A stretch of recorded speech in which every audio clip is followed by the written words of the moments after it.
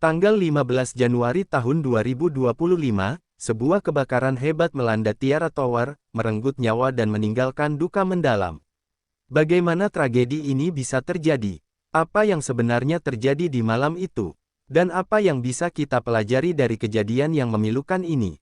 Dalam video ini, kita akan membahas kisah di balik kebakaran tragis Tiara Tower di Glodok, Jakarta. Sebuah malam yang mengubah hidup banyak orang untuk selamanya. Selamat datang di channel Adam 5758. Mari kita mulai cerita ini. Malam itu, Tiara Tower di Glodok terlihat seperti biasanya. Di lantai 7, diskotek Tiara ramai dengan pengunjung. Musik berdentum keras, lampu-lampu neon berkelap-kelip, dan tawa pengunjung memenuhi ruangan. Ade Aryati, kasir diskotek, sesekali mengecek ponselnya. Ia baru saja mengirim pesan kepada suaminya, memberi tahu bahwa ia akan pulang sedikit terlambat. Di lantai 8, ruang-ruang karaoke penuh dengan suara nyanyian pengunjung. Para pelayan sibuk bolak-balik mengantarkan pesanan minuman. Di sisi lain, tim teknisi melakukan pemeriksaan rutin pada peralatan audio. Tidak ada yang mencurigakan, hanya malam biasa yang dipenuhi hiruk-pikuk hiburan. Namun, di balik kemeriahan itu, ada sesuatu yang luput dari perhatian. Sebuah kabel listrik di area diskotek mulai memanas. Aroma plastik terbakar samar-samar tercium, tapi tenggelam di antara asap rokok dan aroma parfum. Tidak ada yang menyadari bahaya yang mengintai. Ade menyelesaikan laporan keuangan harian sambil sesekali melirik pengunjung. Ia merasa lega karena malam itu berlangsung tanpa hambatan. Malam ini lancar, pikirnya. Namun, firasat aneh mulai menyergapnya. Ia tidak tahu bahwa ini adalah malam terakhirnya bekerja. Sementara itu, di luar gedung, lalu lintas malam Jakarta berjalan normal. Pedagang kaki lima di sekitar Glodok sibuk melayani pelanggan. Tidak ada tanda-tanda bahwa sesuatu yang mengerikan akan segera terjadi. Sekitar pukul 23 waktu Indonesia Barat, seorang pengunjung melihat asap tipis keluar dari sudut ruangan di lantai 7. Ia berpikir itu hanya efek mesin kabut untuk menambah suasana pesta. Namun, dalam hitungan menit, asap itu berubah menjadi api kecil yang menjalar cepat ke dinding. Pengunjung mulai panik ketika lampu-lampu mulai berkedip dan suara alarm kebakaran berbunyi. Ade yang sedang duduk di meja kasir langsung berdiri. "Apa yang terjadi?" tanyanya dengan wajah cemas. Api kini sudah membesar, membakar sofa dan peralatan lainnya. Di lantai 8, para pengunjung karaoke tidak langsung menyadari situasi. Musik yang keras menutupi suara alarm. Namun, asap tebal mulai masuk melalui ventilasi. Ketika salah satu pintu dibuka, teriakan panik terdengar. Para pengunjung mulai berebut keluar, tetapi jalan sudah dipenuhi asap. Tim keamanan gedung mencoba mengarahkan evakuasi, tetapi api menyebar terlalu cepat. Lift tidak bisa digunakan, dan tangga darurat penuh sesak oleh orang-orang yang panik. Di antara kerumunan itu, Ade terjebak di dekat meja kasir. Ia mencoba mencari jalan keluar, tetapi asap membuatnya kesulitan bernapas. Sementara itu, petugas pemadam kebakaran mulai berdatangan. Mereka segera mempersiapkan alat untuk memadamkan api. Namun, kondisi gedung yang sudah dipenuhi asap dan api membuat evakuasi menjadi sangat sulit. Petugas pemadam kebakaran berusaha keras menembus gedung yang terbakar. Mereka memprioritaskan penyelamatan orang-orang yang terjebak. Dengan peralatan lengkap, mereka mencoba masuk melalui lantai bawah yang masih relatif aman dari api. Di lantai 7, Ade mendengar suara-suara dari luar. Ia mencoba memanggil, tetapi suaranya tertahan oleh asap yang memenuhi paru-parunya. Ia merasa tubuhnya semakin lemah, sementara panas api mulai mendekat. Di lantai 8, 5 orang pengunjung karaoke terjebak di salah satu ruangan. Mereka berusaha membuka pintu, tetapi asap tebal dan suhu panas membuat mereka mundur. Salah satu dari mereka mencoba memecahkan jendela, tetapi kaca gedung terlalu tebal.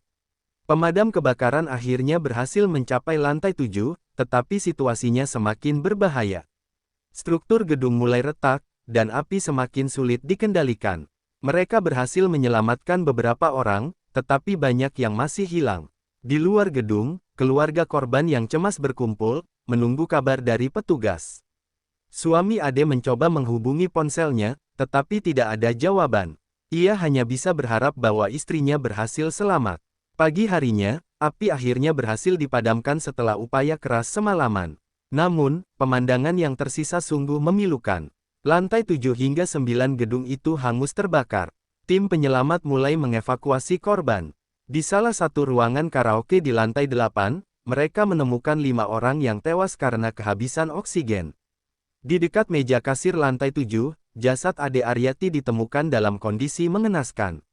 Ia adalah salah satu dari 6 korban yang kehilangan nyawa. Suami Ade yang menunggu di luar gedung langsung menangis histeris ketika mendengar kabar itu. Ia tidak pernah menyangka bahwa percakapan terakhir mereka melalui ponsel akan menjadi kenangan terakhirnya bersama sang istri. Pihak berwenang segera melakukan penyelidikan. Dugaan awal menunjukkan bahwa korsleting listrik di lantai 7 adalah penyebab kebakaran. Namun, investigasi lebih lanjut diperlukan untuk memastikan penyebab pasti dan mengevaluasi sistem keamanan gedung. Tragedi ini meninggalkan luka mendalam bagi keluarga korban. Mereka menuntut pertanggungjawaban dari pihak pengelola gedung dan mendesak pemerintah untuk meningkatkan pengawasan terhadap standar keselamatan di tempat hiburan malam. Hari-hari setelah kebakaran menjadi penuh duka bagi keluarga korban. Suami Ade Aryati terus teringat senyum istrinya. Ia menyesal tidak sempat berbicara lebih lama saat mereka terakhir kali berkomunikasi. Keluarga korban lainnya juga merasakan kehilangan yang mendalam. Sebagian besar korban adalah pekerja muda yang mencari nafkah di tempat itu. Kehilangan mereka menjadi pukulan berat bagi keluarga yang ditinggalkan. Di media sosial, berita tentang kebakaran ini viral. Banyak orang mengecam kurangnya standar keselamatan di tempat hiburan seperti Tiara Tower. Ada pula yang menyuarakan simpati kepada keluarga korban, menggalang dana untuk membantu mereka. Pemerintah setempat mengumumkan akan meningkatkan pengawasan terhadap tempat-tempat hiburan malam. Mereka berjanji akan melakukan audit menyeluruh untuk memastikan kejadian seperti ini tidak terulang. Namun, bagi keluarga korban, janji ini tidak cukup untuk mengobati rasa kehilangan. Hari pemakaman Ade dihadiri oleh banyak orang. Suaminya memberikan penghormatan terakhir dengan memegang erat foto istrinya. "Aku akan selalu mencintaimu," katanya lirih sebelum peti jenazah diturunkan ke liang lahat. Setelah tragedi kebakaran di Tiara Tower, masyarakat mulai menyadari pentingnya keselamatan di tempat umum. Banyak tempat hiburan mulai meningkatkan sistem keamanan mereka, termasuk memasang alat pemadam kebakaran yang lebih modern dan memeriksa kabel listrik secara rutin. Pihak berwenang menetapkan pengelola Tiara Tower sebagai tersangka karena dianggap lalai dalam menjaga keselamatan pengunjung. Proses hukum berlangsung, dan keluarga korban berharap keadilan ditegakkan. Di sisi lain, tragedi ini membuka mata banyak orang akan pentingnya kesiapsiagaan dalam menghadapi bencana. Pelatihan evakuasi mulai dilakukan di berbagai tempat umum untuk mengantisipasi kejadian serupa. Suami Ade memutuskan untuk membuat sebuah organisasi sosial yang fokus pada edukasi keselamatan kebakaran. Ia ingin memastikan bahwa tidak ada lagi keluarga yang kehilangan orang tercinta karena kelalaian seperti yang dialaminya. Meski luka akibat tragedi itu tidak akan pernah sepenuhnya sembuh, masyarakat belajar untuk menghargai nyawa dan keselamatan lebih dari sebelumnya.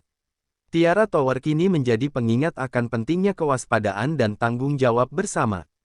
Kebakaran di Tiara Tower Glodok bukan hanya tentang api yang membakar gedung. Ini adalah cerita tentang nyawa-nyawa yang hilang, keluarga yang berduka, dan pelajaran berharga yang harus kita petik bersama. Kita semua harus lebih peduli terhadap keselamatan. Perhatikan tanda-tanda bahaya di sekitar kita, dan pastikan tempat-tempat umum mematuhi standar keamanan yang telah ditetapkan. Kehilangan seperti ini tidak boleh terulang. Mari kita doakan mereka yang telah pergi dan keluarga yang ditinggalkan agar diberikan kekuatan. Terima kasih sudah menonton sampai akhir. Jangan lupa untuk berbagi video ini agar lebih banyak orang peduli terhadap pentingnya keselamatan. Klik tombol like, subscribe, dan nyalakan lonceng notifikasi untuk mendukung kami menyampaikan cerita-cerita bermakna lainnya. Sampai jumpa di video berikutnya. Jaga keselamatan kalian dan orang-orang tercinta. Tanggal 15 Januari tahun 2025, sebuah kebakaran hebat melanda Tiara Tower, merenggut nyawa dan meninggalkan duka mendalam. Bagaimana tragedi ini bisa terjadi? Apa yang sebenarnya terjadi di malam itu? Dan apa yang bisa kita pelajari dari kejadian yang memilukan ini? Dalam video ini, kita akan membahas kisah di balik kebakaran tragis Tiara Tower di Glodok, Jakarta. Sebuah malam yang mengubah hidup banyak orang untuk selamanya. Selamat datang di channel Adam 5758. Mari kita mulai cerita ini. Malam itu, Tiara Tower di Glodok terlihat seperti biasanya. Di lantai 7, diskotek Tiara ramai dengan pengunjung. Musik berdentum keras, lampu-lampu neon berkelap-kelip, dan tawa pengunjung memenuhi ruangan. Ade Aryati, kasir diskotek, sesekali mengecek ponselnya. Ia baru saja mengirim pesan kepada suaminya, memberi tahu bahwa ia akan pulang sedikit terlambat. Di lantai 8, ruang-ruang karaoke penuh dengan suara nyanyian pengunjung. Para pelayan sibuk bolak-balik mengantarkan pesanan minuman. Di sisi lain, tim teknisi melakukan pemeriksaan rutin pada peralatan audio. Tidak ada yang mencurigakan, hanya malam biasa yang dipenuhi hiruk-pikuk hiburan. Namun, di balik kemeriahan itu, ada sesuatu yang luput dari perhatian. Sebuah kabel listrik di area diskotek mulai memanas. Aroma plastik terbakar samar-samar tercium, tapi tenggelam di antara asap rokok dan aroma parfum. Tidak ada yang menyadari bahaya yang mengintai. Ade menyelesaikan laporan keuangan harian sambil sesekali melirik pengunjung. Ia merasa lega karena malam itu berlangsung tanpa hambatan. Malam ini lancar, pikirnya. Namun, firasat aneh mulai menyergapnya. Ia tidak tahu bahwa ini adalah malam terakhirnya bekerja. Sementara itu, di luar gedung, lalu lintas malam Jakarta berjalan normal. Pedagang kaki lima di sekitar Glodok sibuk melayani pelanggan. Tidak ada tanda-tanda bahwa sesuatu yang mengerikan akan segera terjadi. Sekitar pukul 23 waktu Indonesia Barat, seorang pengunjung melihat asap tipis keluar dari sudut ruangan di lantai 7. Ia berpikir itu hanya efek mesin kabut untuk menambah suasana pesta. Namun, dalam hitungan menit, asap itu berubah menjadi api kecil yang menjalar cepat ke dinding. Pengunjung mulai panik ketika lampu-lampu mulai berkedip dan suara alarm kebakaran berbunyi. Ade yang sedang duduk di meja kasir langsung berdiri. "Apa yang terjadi?" tanyanya dengan wajah cemas. Api kini sudah membesar, membakar sofa dan peralatan lainnya. Di lantai 8, para pengunjung karaoke tidak langsung menyadari situasi. Musik yang keras menutupi suara alarm. Namun, asap tebal mulai masuk melalui ventilasi. Ketika salah satu pintu dibuka, teriakan panik terdengar. Para pengunjung mulai berebut keluar, tetapi jalan sudah dipenuhi asap. Tim keamanan gedung mencoba mengarahkan evakuasi, tetapi api menyebar terlalu cepat. Lift tidak bisa digunakan, dan tangga darurat penuh sesak oleh orang-orang yang panik. Di antara kerumunan itu, Ade terjebak di dekat meja kasir. Ia mencoba mencari jalan keluar, tetapi asap membuatnya kesulitan bernapas. Sementara itu, petugas pemadam kebakaran mulai berdatangan. Mereka segera mempersiapkan alat untuk memadamkan api.